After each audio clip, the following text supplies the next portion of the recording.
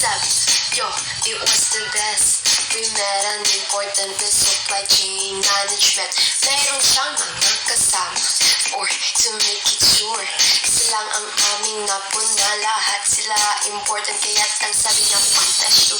I would like you to read the chains and believe me, lahat sila ay connected. This is benchmark, this is planning, this is digital, this is sustain. Lahat sila ay connected sa SCM.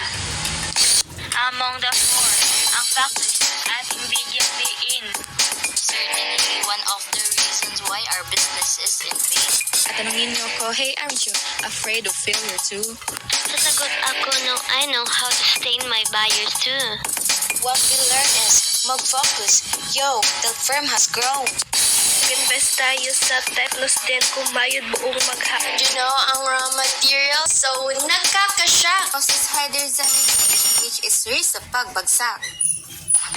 Dito sa supply chain sustainability at daming learnings, it teaches you to care sa nature at sa iyong employees. Importante talaga ang SCM sa kumpanya. Because they help the company to flourish, grow, and gain achievements. Then we also have supply chain analytics that help us analyze. Mas better ang logistics at dating environment. The importance of analytics is to increase efficiency. Sa business operation at tayo ay makasave. So we get the best practices in ECM. There are also benefits that we've got in supply chain. And sabi namin is, wait where? And sabi niya, wait over there.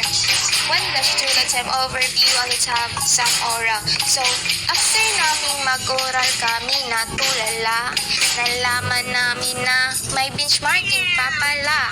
There's also advantage in benchmark. Alam niyo ba?